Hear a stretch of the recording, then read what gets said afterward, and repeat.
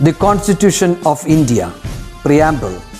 We, the people of India, having solemnly resolved to constitute India into a sovereign, socialist, secular, democratic republic and to secure to all its citizens justice, social, economic and political, liberty of thought, expression, belief, faith and worship, equality of status and of opportunity, and to promote among them all fraternity, assuring the dignity of the individual and the unity and integrity of the nation. In our Constituent Assembly, this 26th day of November 1949, do hereby adopt, enact and give to ourselves this Constitution.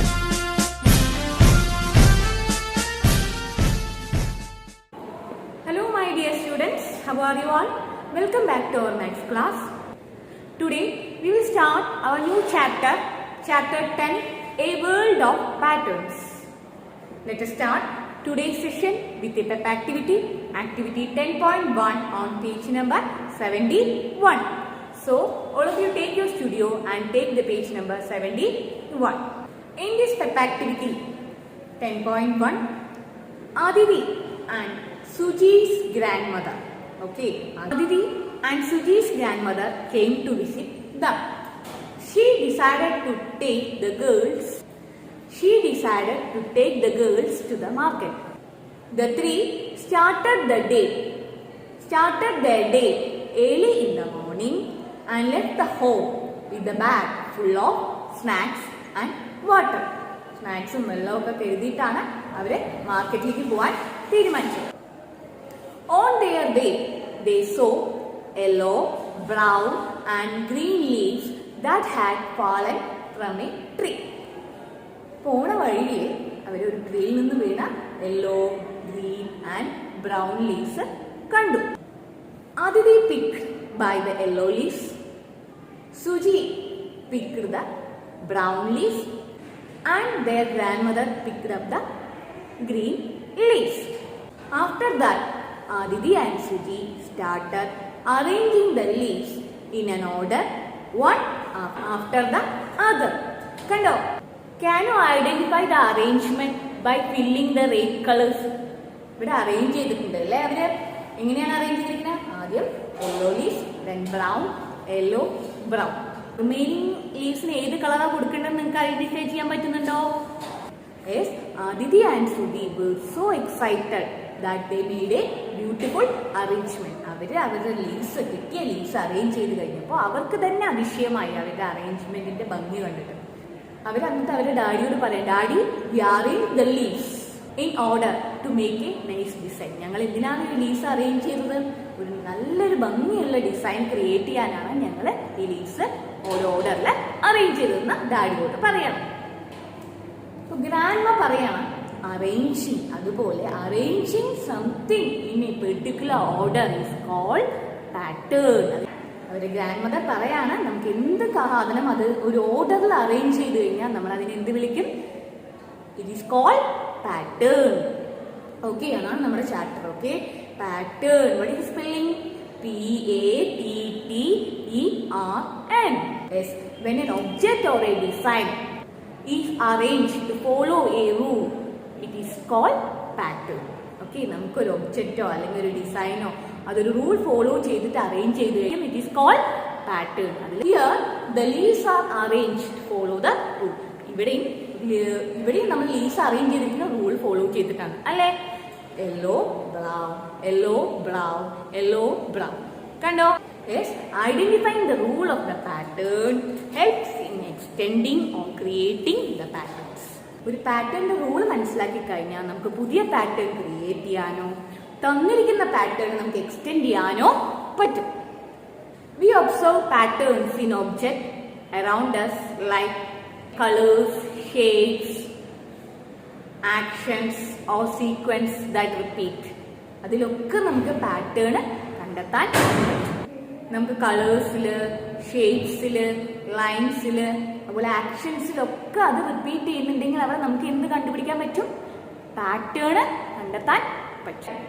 Think about words in songs that repeats. അവിടെ നമുക്ക് pattern കണ്ടെത്താൻ പറ്റും.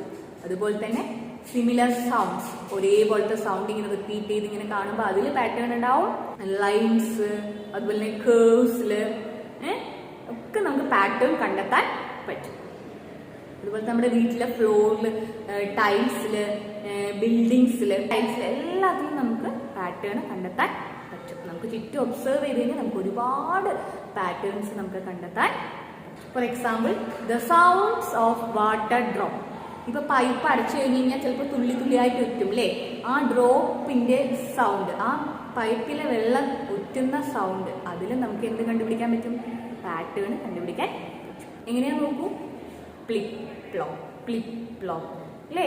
അതിങ്ങനെ repeat ചെയ്ത് വന്നിട്ടുണ്ട്. അപ്പൊ നമുക്ക് അവിടെ ഒരു പാറ്റേൺ കണ്ടെത്താൻ പറ്റും. അതുപോലെ തന്നെ നമ്മൾ ഹോപ്പ് സ്കോച്ച് കളിക്കുമ്പോൾ, while playing hopscotch our feet go, നമ്മുടെ കാല് എങ്ങനെ പോകുന്നു നോക്കൂ. ആദ്യം ഒരു കാല് വയ്ക്കും അല്ലേ?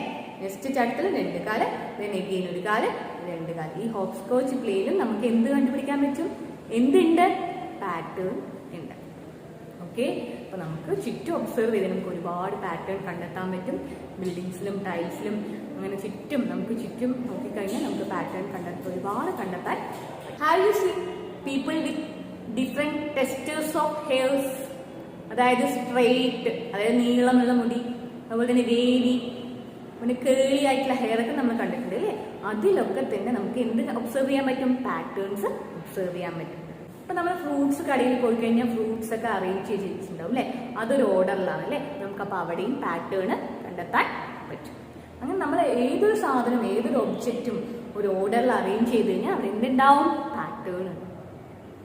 Okay, it is called pattern. All of you take activity 10.4 on page number 75. അതിൽ വന്നിട്ട് ഒരു ഫ്രൂട്ട് ഷോപ്പാണ് കേട്ടോ. അവിടുത്തെ ഷോപ്പ് കീപ്പർ ഫ്രൂട്ട്സിനെയൊക്കെ അറേഞ്ച് ചെയ്തത് ഒരു ഡിസോർഡറിലാണ്. Can you help the shopkeeper which is a pattern or which is not a pattern? അത് കുറച്ച് അറേഞ്ച് ചെയ്തിട്ടുണ്ട്. അത് നോക്കിയിട്ട് ഇതിൽ പാറ്റേൺ ഉണ്ടെങ്കിൽ അത് എസ് കൊടുക്കാം. പാറ്റേൺ അല്ലാത്തതാണെങ്കിൽ, പാറ്റേൺ അല്ലാന്ന് ഫീൽ ചെയ്യുകയാണെങ്കിൽ you have to put no. Okay, so all of you do activity 10.4 as homework. In this, first we are going to learn identifying pattern. See one example. ഇതിൽ നമ്മൾ pattern identify ചെയ്തില്ലേ? 0x 0x 0x. ഇവിടെ ഒരു pattern നമ്മൾ കണ്ടെത്തി അല്ലേ? Next we are going to learn extending the pattern. നമ്മൾക്ക് തന്ന പാറ്റേൺ അത് ഐഡന്റിഫൈ ചെയ്ത് എക്സ്റ്റെൻഡ് ചെയ്യാൻ നമ്മൾ പഠിക്കാൻ പോവാണ്. Okay, let us see one example.